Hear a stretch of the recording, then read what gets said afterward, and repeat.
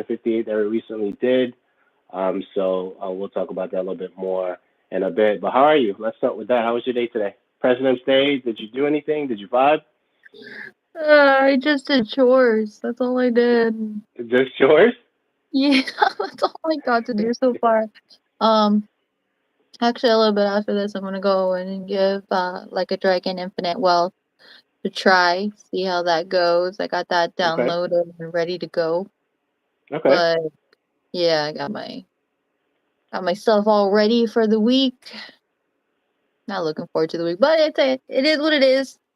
We're all good. We're good. We're good. We're good. Yeah. So I think that even though it was a slow news day, there was still stuff that came out today, which I was actually surprised.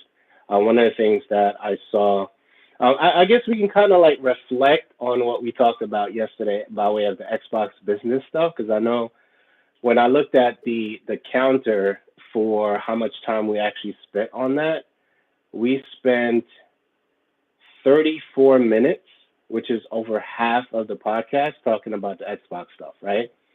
And I was like, okay, I didn't realize they were going to go that long anyway. But it was just like it was actually surprising. I think because we had sub notes for that particular topic. So, did you have any other reflections from that conversation? Because the Xbox, business stuff and where they're going, multi-platform publishing. I know that was something that we spent a lot of time on. Any thoughts, post thoughts from that? Kind of. I mean, for two people who said that, we watched and listened to their podcast, the walkaway feeling like why was it important or not thinking that we weren't going to talk about it a lot. We had a lot to say, We had a lot. Yeah. but I think it's like I guess it's just what comes to you as you put on those thoughts, and then we have discussions because we don't really talk too much on our topics before we record. It's just all raw feeling, raw thoughts, raw input. So one Hundred then when percent. we come together, we start talking about it. It's always nice that, there's more to be added to that, more thoughts and feelings. And it's Yeah. really I like mean, any topic. yeah, and I do want to keep it that way because because I don't want anything that we say sound rehearsed. I know there's a lot of things that we say often, me talking about either Destiny or Warframe or Call of Duty or anything that I usually talk about, that's because I spent a lot of time there. And I know you have your favorites too when it comes to the gaming industry and the stuff that we talk about. But the actual topics of the hour, whatever it is, whether we do, mini episodes or whatever, I think that those things should remain um, fresh. Nobody discusses anything before we go into the podcast and stuff like that. And, I think that that kind of really keeps it, unique. It keeps it refreshing. It doesn't sound like we prepared, the conversation beforehand. Even though we do read the list of what we're going to talk about, we do that. Yeah. I think what it also adds to is that we really don't read like for games that we haven't particularly been, given opportunities to review. We don't really read other people's reviews either beforehand or anything. I don't even think I read them too much after either. Why do you think that is, though? Like, why do you think? I mean, at this stage, I mean, it shouldn't affect our thoughts, even though it could. But why do you think we don't do that? Just in case it does. For me personally, like certain things I don't want to like linger on too much negativity of it, of the like what the game stands for itself. Like for example, probably not like the greatest how do I put this? Um just be raw with it. For example, Hogwarts Legacy. Like you have a lot of negativity one way or the other, but you had a lot of people who played it that had, great times, loved the experience. It was just, the politics that were behind that. I definitely I understood where people were coming from and why certain people were boycotting it, banning it, had issues with it. But like I don't want to be pushed one way or the other. And I know a lot of people just did not even say if they played the game. I knew they did. Like it was like a little secret thing that people went ahead and did. Is that But still I the didn't case? want that. Hmm? Is that still the case with that game? Like, what's going on now? Um, well, a lot of people think that the game was snubbed at the Game Awards. Like it had zero nominations for any of the categories, but yet it was one of the more popular games for next year or for last year. And it still is. It's still people are still enjoying it. People are still returning it. They're trying out the different houses, but kind of was snubbed in a way, regardless of whatever reason that may be. I don't know what decisions go behind that or whatever, but it's kind of hard to believe, even people who didn't play it, that it didn't get a single nomination, not Hmm. one. So so there's that. Like games like that, I tend to not read the reviews. Games that I just really don't want to be swayed one way or the other, regardless if I'm actively trying to keep an open mind about it. I feel like when you start reading deeper into things, seeing who your favorite, journalists talking about it, it can change your opinion. And even if it's minute little things, I kind of personally want to come at it with like this is how I feel about it, and nobody else talk to me about it. Right. Right. Yeah, I'm surprised. Yeah, I don't see much of Hogwarts Legacy news, pop up on the feed for anything as of late. But I'm sure if a major discount pulls up, that's probably gonna hit the headlines, for whatever. But I haven't really seen anything much about it though, as of late. So I don't know. Maybe as of late, I have to sneeze. Ooh. No worries. No, No worries. yeah, it's been like it has its waves. I think, um, of it growing in popularity. I don't know if it's gonna have any DLCs or anything that brings life back to it. I don't see anything for any Hogwarts Legacy 2, but I feel like it did well enough for it to have either DLCs or a second installment. Yeah. I mean, I didn't hear anything bad in terms of sales though. No, no. Sales, players, whatever platform it may be, I've only seen positive for those things. It's just that a lot of people's personal feelings and where their personal stances are, that's been like the louder voice for it. I understand where that's coming from, but I think now, after so much time has gone by, I think people are just like, you know what? I'm just gonna go and play the game. Yeah. Yeah. We'll see. I mean, if there's a good sale, I don't mind a good sale. I might pick it up. So I'll be on the lookout for it. In terms of gameplay and world immersion, I've heard nothing but positive things. And I do agree that it was kind of weird not seeing it win anything during the awards. So there's that. Now, any other thoughts on that? No, no. Okay. I did see a couple of things in the news today. I know we talked heavily about the Xbox stuff on the podcast. That's gonna come out on at 4 o'clock tomorrow. Tomorrow being 2/20, 2024. So that's when we're dropping that. So that's gonna be a premiere on YouTube. So that's the deal there. Capcom apology. I quickly sent you the link to that article. Essentially, Capcom, and I think I'm going to pull it up too on this side, because for some reason I'm not really surprised by this. Right? I'm not surprised at all.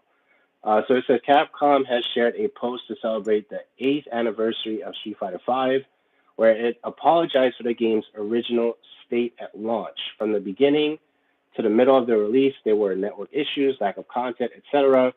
We are truly sorry for the content that did not meet the expectations of many of you. Capcom's Japanese Street Fighter social media account shared over the weekend, right? So my thing is, when I read that, I was like, okay, but I wasn't surprised by that. But I definitely want to hear your thoughts first before I dig into it a little bit. It's not too often that they apologize for like, well, no, because like you have Helldivers, they apologize, they put out their little tweets like we're trying our best. I don't follow Street Fighter well enough to know if during the launch and I guess to their mid of their release, if they were putting that out. I'm sure they were putting out tweets like, "Hey, we're working on network issues. We're working on capacity issues. Thank you for being patient with us," kind of type of tweet. But to I guess originally state that like how many 8 years later now, I I don't know. I feel like that's kind of a little bit weird, but I'm not in like the fighter, the FGC community or the Street Fighter community to really feel seen or appreciated by that. Mm. Like, Yeah, are they stating like, hey, we learned from this, and so Street Fighter 6 isn't like crap? I Like, I I think hope we're doing good now. it feels like there's usually an apology surrounding Street Fighter in some way, shape, or form. So I'm not necessarily surprised by this. I don't recall Street Fighter Five being smooth by way of release. I don't remember the fourth one being smooth by way of release. There's always been issue either network or something, or waiting for the DLC to be what the game should have been, right? So when I think about Street Fighter and I saw this particular news, I'm like, well, I'm not surprised by that. The game's going to come out with a some sort of package that's going to make it um, acceptable by the masses. That they're going to look at it and say, hey, this is the game that we should have gotten when it first came out, right? That's always the conversation surrounding, I guess, certain games at this stage. We've heard that for Division 2. I've heard it for Street Fighter.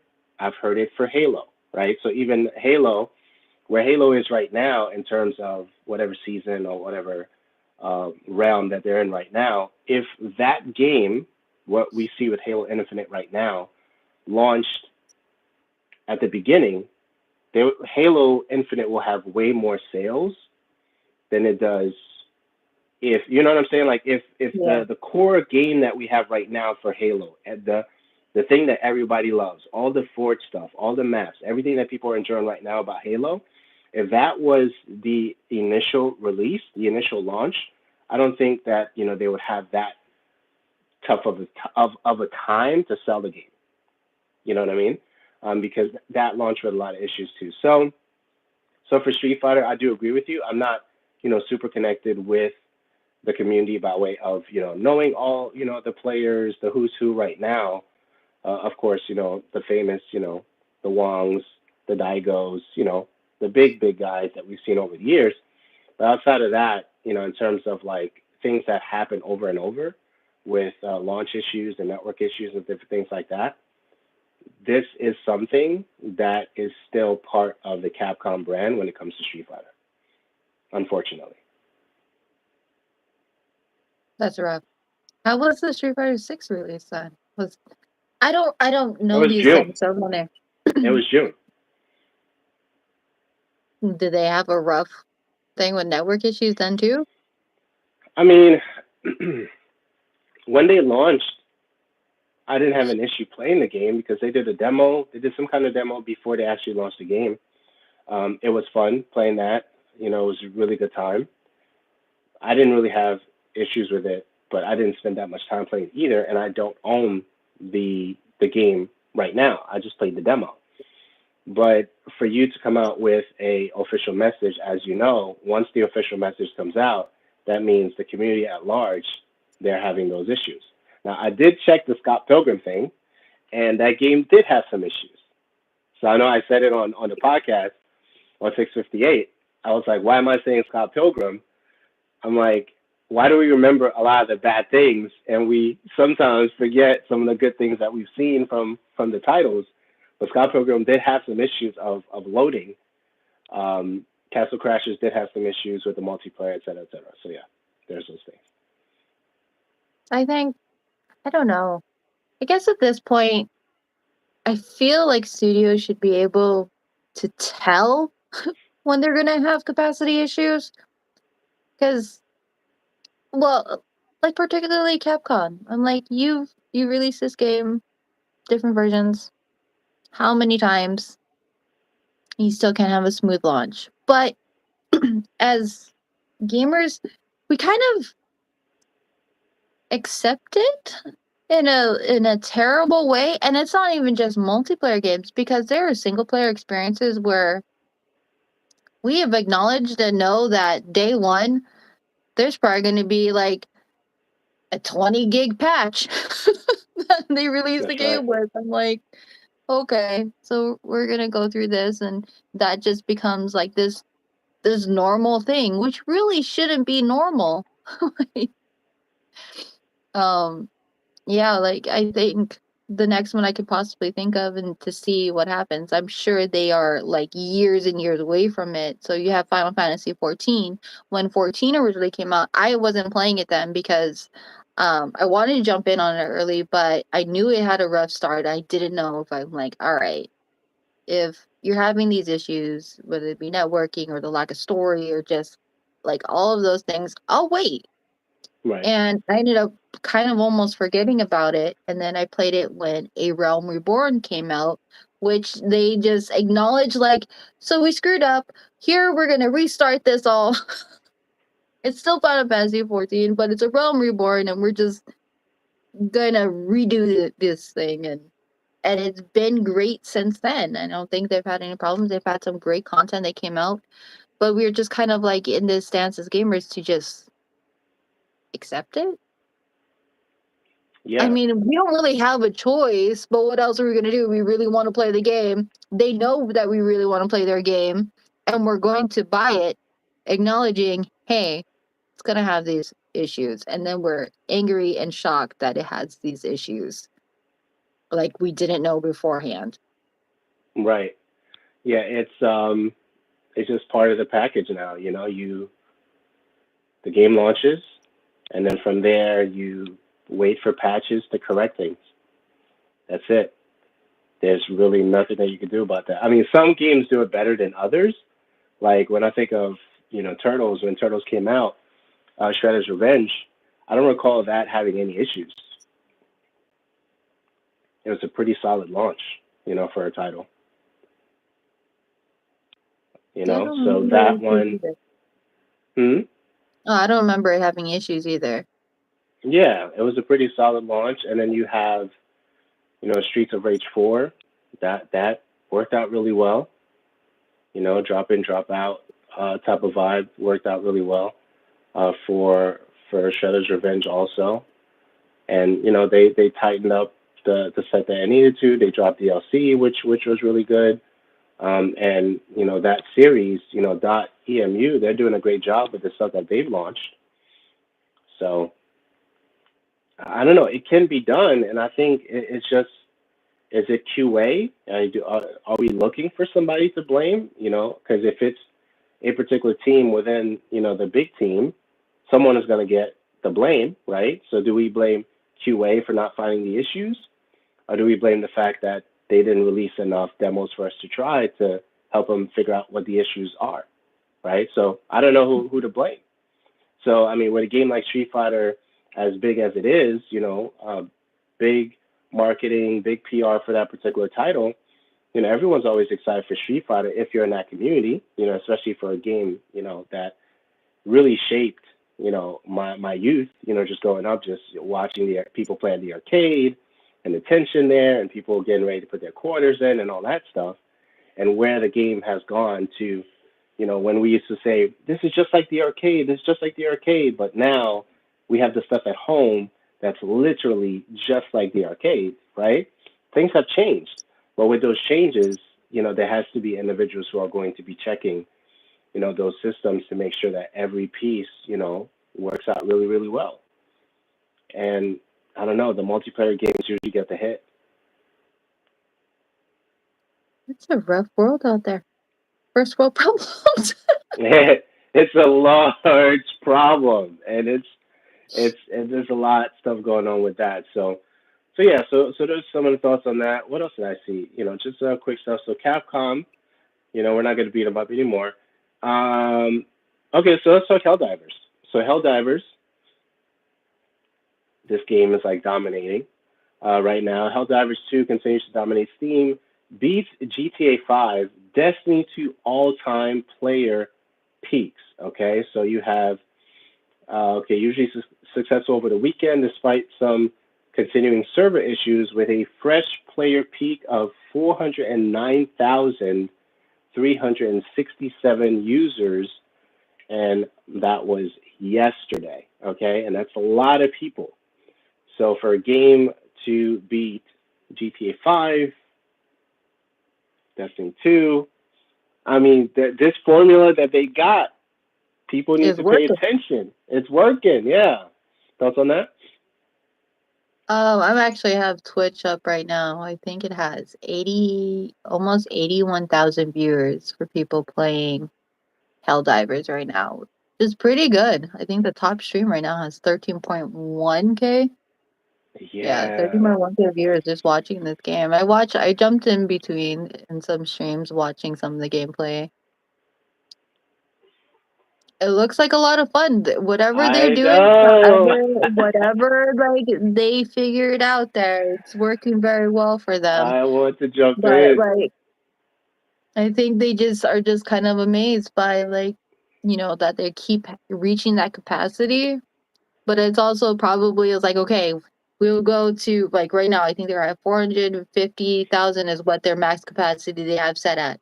And then when people who did buy the game, who's been, having problems getting in, they're like, okay, I'll give it a few days. And then you hear, oh, people are playing again. And then you have this mad rush of all these players who like just sat on the sidelines waiting till they can play, hearing everybody getting on. And now you're bombarding it again, which is really actually just a good sign. I mean, there's nothing bad about. I mean, there is something bad about it, but it's also a really great sign that like people are just jumping on, enjoying the game, and that they created an experience that almost 410,000 people were enjoying this weekend. Yeah. Says it's a new record and puts the game's all-time player peak higher than Steam Star Wars, such as GTA 5, Rust, and Destiny 2. And it's just a formula that they have. It just seems like something super simple. It reminds me a lot like Contra when you think about it. You're just going in, taking out the aliens, and then leaving, right? Going in, taking out the aliens, and I think that simple formula, keeps certain games extremely memorable, right? And I think that when I think about Call of Duty, by way of that particular formula, they built that off of the inspiration of 007, right? So you think of 007 back in the day, how easy it was to just, play that particular title.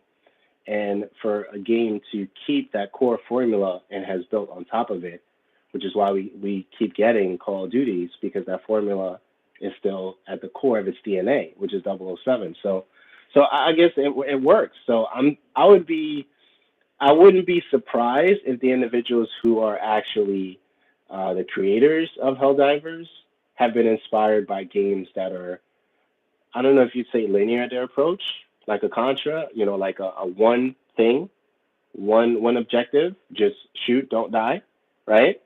And it's working.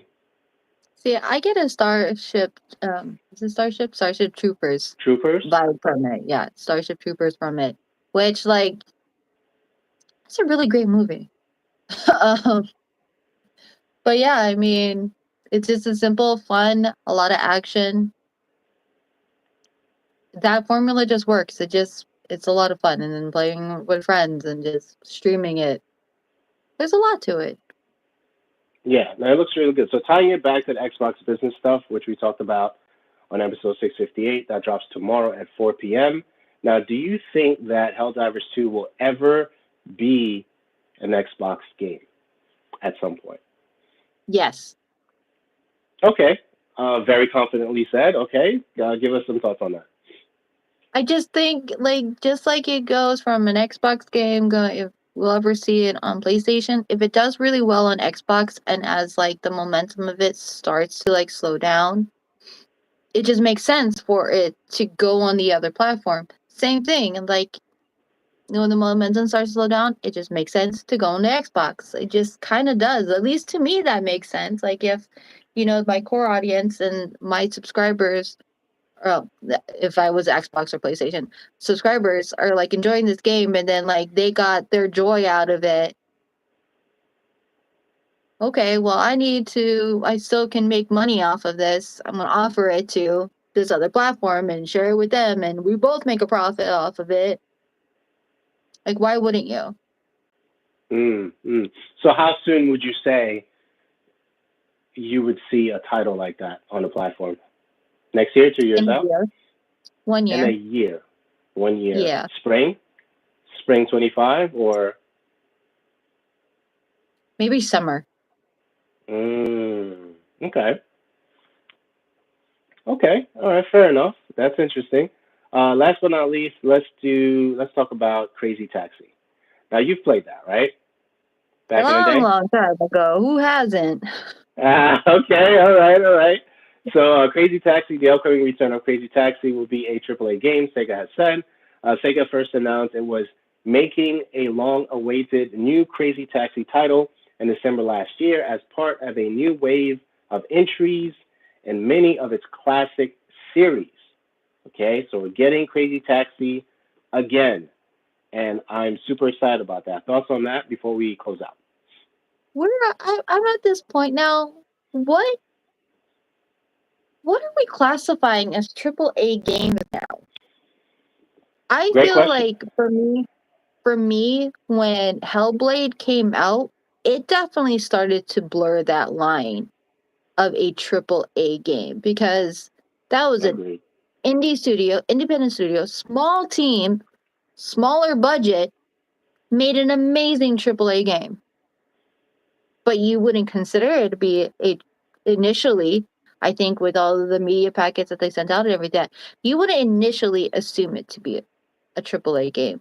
And I think more and more um, you're kind of starting to see that. So, what really classifies a AAA game? Because me, I'm thinking of those big budget studios creating games, but you have these smaller studios that are like getting up there. So they're like AAA indie games. Mm. So So to hear, go ahead. no, you got it. No, keep going. Yeah, so to hear like Crazy Taxi will be a AAA game, I don't even know what that means anymore. Like, what are you adding into it to make it a AAA game? And what, like, of the AAA games, what do you take out of it that is no longer a AAA game? Mm-hmm. Yeah. So as soon as I saw that, right, the first line, the upcoming return of Crazy Taxi will be a AAA game.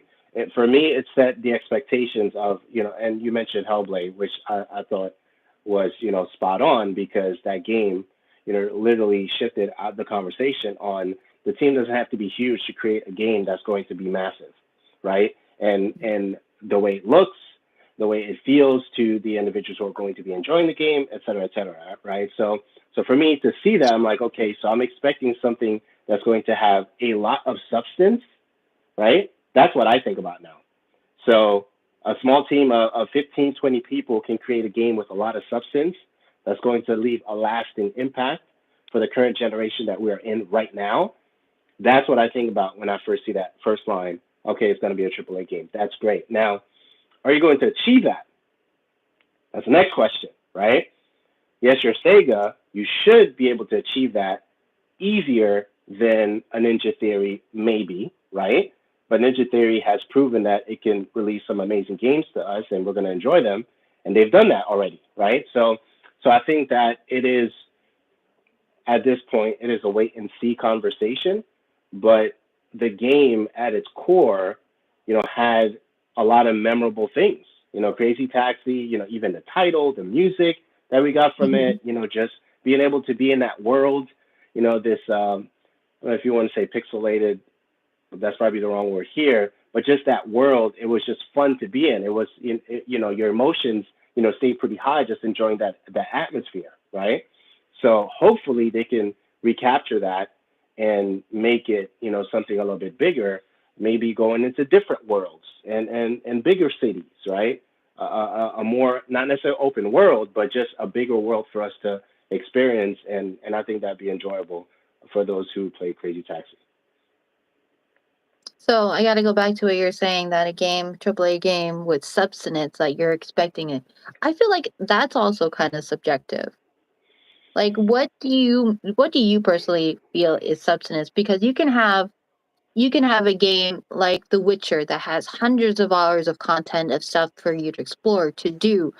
Um, I'd say that was a AAA game, but then you can have games like Stardew Valley or Animal Crossing where you don't really have like a whole plethora of things to do. You have a lot of customizations you can do, fishing, bug catching, all of those things, but they're basically the same repetitive things and have also hundreds and hundreds of hours to play in that game and still enjoy it.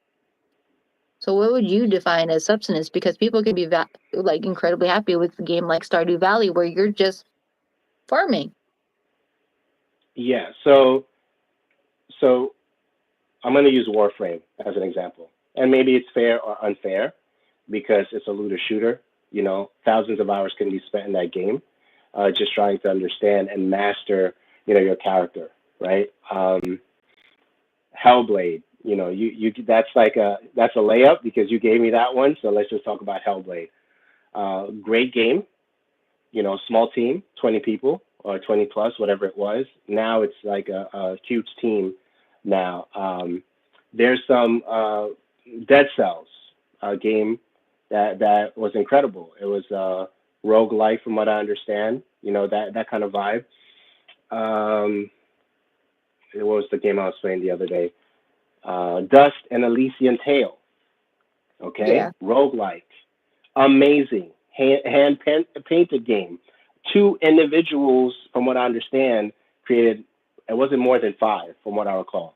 Dust and Elysian Tale. It was like $2-3 the other day. Had to pick it up again. Okay, I already had it right. So I think you're 100% correct. It is subjective to the title, and it depends on the person and the genre and what they enjoy playing. So I do agree there. But it has to, for me, at the very least, leave a lasting impact, right? It has to, or a way to even reconsider going back to the game again, right? So there's just certain elements like why do I go back to Dust and Elysian Tale and I already finished it a few times? Because it's like looking at it on PC is completely different than where I played it the first time. It is a beautiful hand painted game. The music is absolutely incredible. Why did I buy Hans Zimmer's music pack from Call of Duty and not listen to the current soundtrack? Because that soundtrack from whatever Call of Duty that was had a lasting impact on me, and I rather hear that soundtrack than the current Call of Duty soundtrack right now. So why is that? I think so. Lasting impact for me is a measure to a lot of these things. Why do I keep going back and playing Destiny? Lasting impact is it competitive nature for that type of game, right? When it comes to PvP, so I do agree. It depends on the genre. It depends on what you're getting from it. There's a satisfaction that takes place when you take out somebody in Call of Duty. What is that satisfaction, and what makes up that satisfaction? Is it the sound effects? It is. Is it the sound effects of the weapon only, or is it the sound effect of where you were? Right. So I think there's different things that make it an experience for you to remember, depending on the title. So I do agree. It depends on what title that we're talking about. Why does this feel AAA versus why it doesn't feel AAA? Like the last game that came out, I don't even remember. The day before, that's what it called? The day before or whatever. Hold That game on. came. No. The game that came and went, and then the marketing was so bad they had to close the Oh, studio. that one. The day I think that was the day before. So that was not the day Yeah, I before. think you're right. That was not a day before, right? Had a lot of bad marketing. 1 out of 10 from IGN. That was horrible. That's not a AAA game, right? No lasting impact. No substance that that we can actually remember, right? If you played the title, didn't play the title, and stuff like that. So, and even how it was responded, how the community responded to that particular title. So a lot of things go into it, and I do agree with you. It is subjective. So, in terms of journalism and reviews, what qualifies a AAA title? Um, well, I Is don't it just consider. the big studios? You mean in terms of like the rating system that they give them, like the Outlook? I guess so. I guess if you're reporting on a game, Well, I followed it close what is the enough. criteria here? What we're deciding what a AAA title is, because right now we're doing something that's a bit more like personal, our personal opinions on it. But then in terms of journalism, what is a AAA game? Is it only from the bigger studios? Is it only from your Naughty Dogs? Is it only from PlayStation? Is it only from Hideo Kojima? Is it, and then everything else, if you don't fall into those things, you're just an indie AAA? I think it goes back to what you right. So I think it goes back to what you were saying before.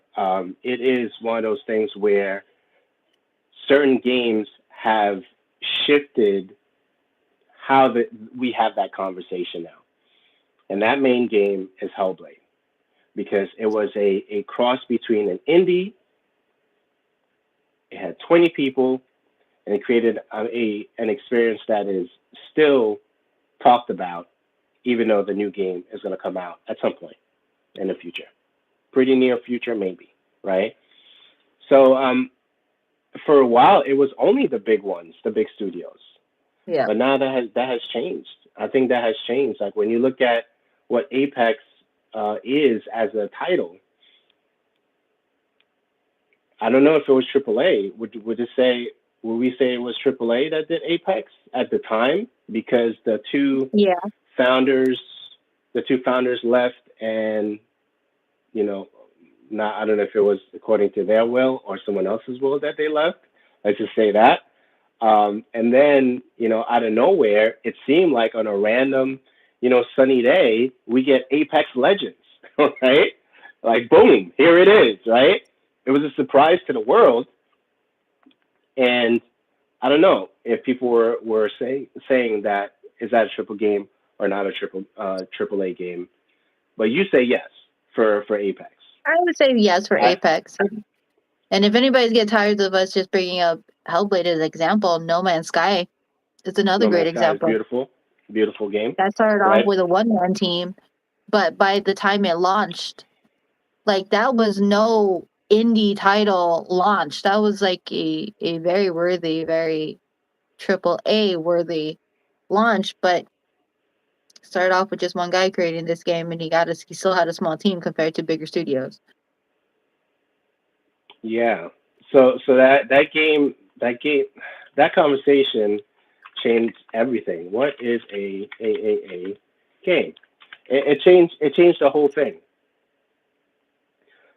Informal classification used to classify video games produced and distributed by a mid-sized or major publisher, which typically have higher development and marketing budgets than other So tiers. it's So just a so it bigger studio. became right. So when we got a Hellblade or a No Man's Sky or I don't know Death Stranding, I don't know. I don't know if we could say Death Stranding I don't because think so.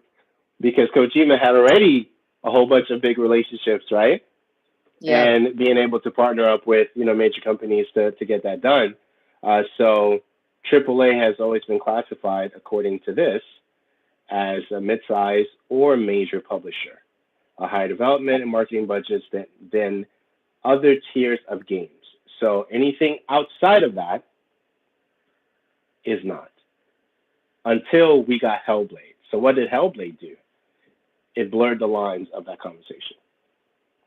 It does. It really does. So to go back to the original topic of this, Crazy Taxi, that's what I find so interesting when Sega has to say that Crazy Taxi will be a AAA game. Because in my mind, I don't know why you would say that, considering that when I think of a AAA game, I do naturally just gravitate, okay, it's a game that's coming from the bigger studios. Sega, you are a bigger studio. Right. So it's kind of like, Which is why I gave my answer.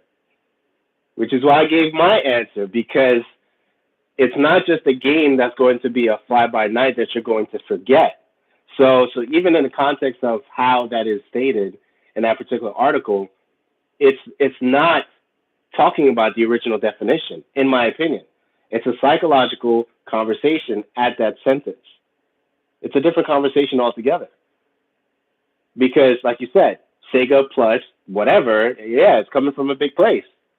So why even say that? You're saying that because you understand the consumer's mind when they think of AAA, they think of something that's going to last for a long time, something I may go potentially go back to, something that's going to be large in scale. So there's different things that we as a consumer think about when we're thinking about these titles now, not mhm. just the original definition.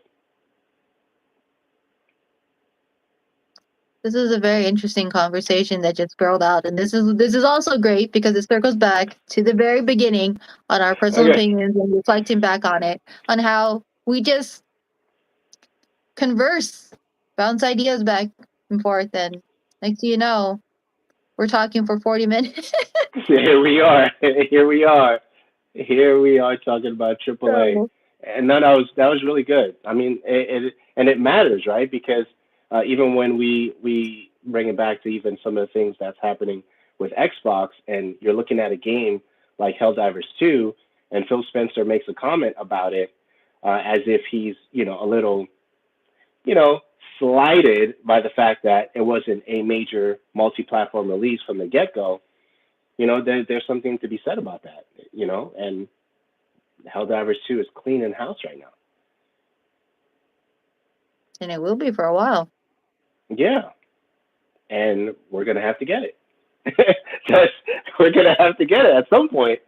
At some point, I'm gonna have to say, hey, you know what? I'm gonna kill some monsters too, so I have to go do that. I just want to play Infinite Wealth at the moment. That's what I have time for. This is why I got my morning. I was an adult, took care of all my responsibilities, just so I can spend the afternoon and evening playing. And we're actually going to end on that note. So, um, thanks so much for taking the time. I always appreciate hanging out with you. It's always a pleasure. Episode 658 that comes out tomorrow. That comes out tomorrow at 4 p.m. Eastern Standard Time. That's going to be at 2/20/2024.